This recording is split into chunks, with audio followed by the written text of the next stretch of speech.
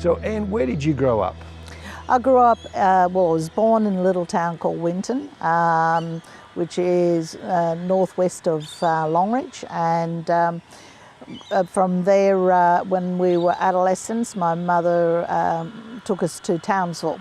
So then I finished my adolescence and, of course, adulthood there. Why the move to Townsville? Because my mother thought we would get a better education and access to better education, and she wanted us. Education was everything to her. Well, why? This might sound like a dumb question, but why was that important to her? Because I guess a lot of people coming from somewhere like that may not have felt that was important. Well, for her, she felt that, being educated meant that it opened many doors. It provided us with the equality in which to be able to take our place within society and have the best of both worlds, both the cultural knowledge as well as the mainstream knowledge. Yeah. What First Nations people are you a part of? I'm from the Bidjara people, which is a very large community that is 2 hours west of Springshaw, Charleville, goes all the way to Barcaldine, Amril, and all the way back around. So the Carnarvon ranges and gorges are part of our country as well, God-given country, that place. Yeah. How do you connect with that now? Look, my country, I suppose what my mother endeared in me and what was probably my foundation was my cultural identity. Because, I am created the way the Creator intended me to be. And the Creator intended to give us language, land, song, ceremonies. So my mother reinforced that very much in our lives, and that Christianity is something new that came, that we then needed to reflect upon, because we believed in the same Creator, we believed in the same value system. So it wasn't difficult for us to embrace the church. Yeah. So you saw God active before Christianity ever came to this nation? Oh gosh, yes. Yeah. God was here a long time before the Creator was here. Look at the beauty, the bounty. The Creator, Aboriginal people or First Nations people have had a relationship with the Creator stemming some 120,000 years. Yeah. When we talk about the beginning of where life began for us, the Creator, through our ancestors, forged our creation and our humanity. And, and the Bible in some way confirms that, as it says in Genesis 1, that we are created in the image of the Creator, and both men and women. So, that's just a confirmation of our belief, of what we believe, and all that we've been taught to learn from creation, How did Christianity become a part of your life? Oh, look, my mum was a staunch Christian woman, The minister out at Winton was a dear friend of the family, and that was Reverend Jack Thomas. Of course, he's departed now, and his beautiful wife as well. And they formed a strong friendship with Mum, and which was the Methodist Church. And oh gosh, I can remember the hours Mum would spend baking for the church, and cleaning the church, and that scent of that oil. You had to wipe everything, all the wood, and we'd have to go along and clean. And so it was the love of those two people that reflected the Christian faith to us. And they just they were the epitome of Christianity. So for your mum, there wasn't a conflict between her Indigenous background and Christian faith? No, not for her. Wow. No, because I've always been asked the question over the years, how can you profess to be both Christian and Aboriginal and hold both faiths together? Well, one doesn't really conflict with the other. Colonisation is the conflicting element in this, not the faith or the belief. And I think when we begin to understand that more so amongst our people, more can our people then understand how Christianity was used as a tool of oppression through colonisation. And so therefore what we received and that the teaching was a tool to an end, a method to an end. It wasn't the true faith. And what we're discovering now is that for ourselves. Yeah. For your mum, her experience in those early days was positive. Was it always positive within the church for you? No, and not for her either. We encountered a lot of racism, and as much as, you know, we tried to, Mum tried to instill in us an understanding of, you know, where the journey that each of us are on and where we're at different stages. And some are more advanced, like Reverend Jack, and some aren't. Therefore, you know, we've got to continue to extend grace as grace has been extended to us, you know.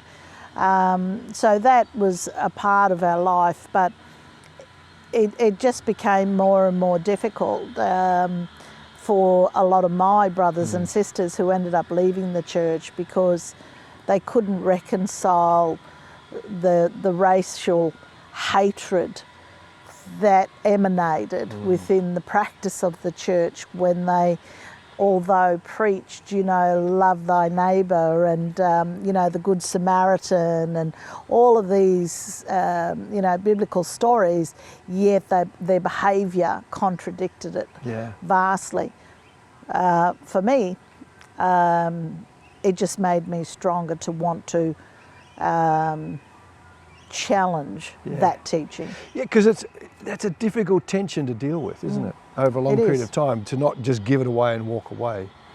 It is, because look, you get crucified by your own, you get crucified by the church, you know, you kind of often wonder, you know, why do you bother?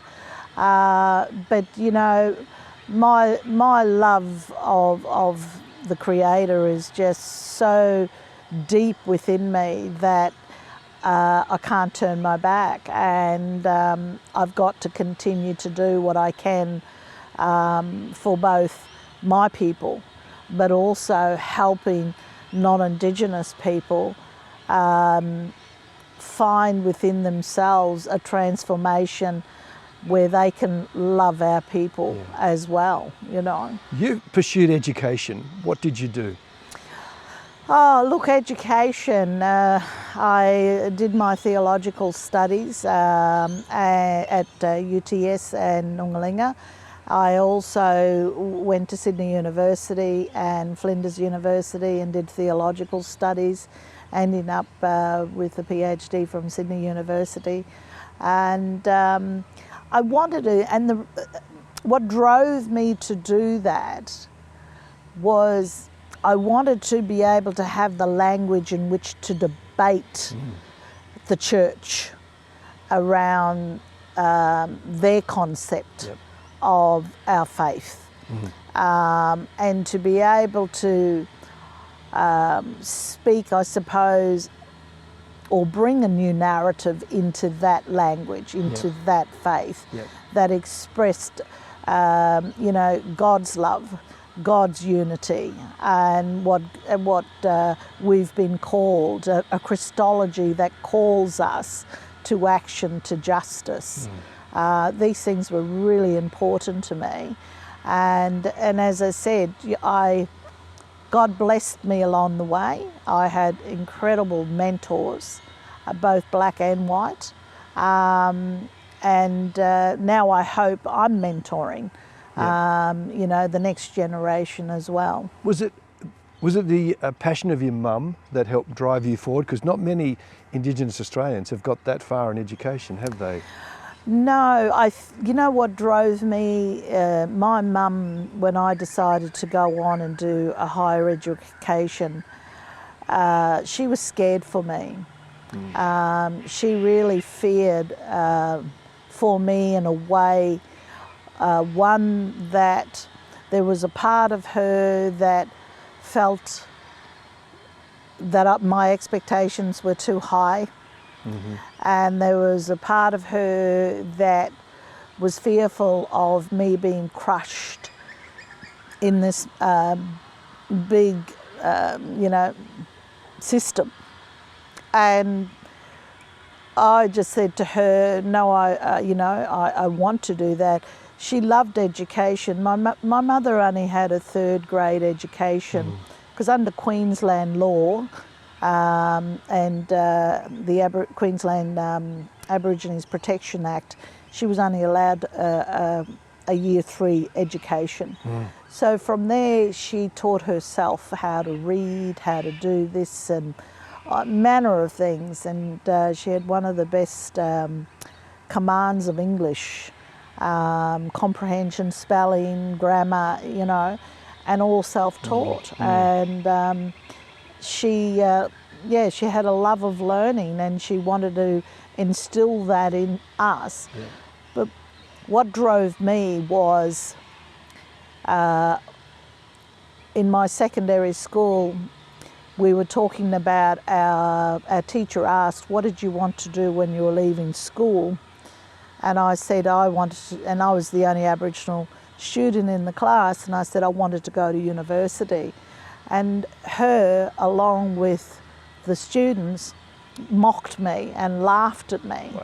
And said, black people only work with their hands, that'll never happen. So that spurred me, that stayed in my belly, and it was like a little flame. And it was like, I'm going to prove you wrong. So when people tell me what I can't do, then they just light a fire inside me, because I am going to go all the way to prove that I can do it. Was your mum around when you got your PhD? Yeah. What was that like for her? She was absolutely excited. I didn't go to the graduation. I got it in absentia because the university wanted to make a big hoo-ha. I was the first Aboriginal to be graduating with a PhD from Sydney University. And I didn't think they'd earned the privilege or the right to celebrate my hard work, because they made it hard. And the racism I encountered within that institution was horrific. So it wasn't because of them, it was in spite of them that I gained that PhD and earned it. And I thought, no, I'm not going to have them now be hypocritical to have, because they had all of these media that they wanted to give attention to.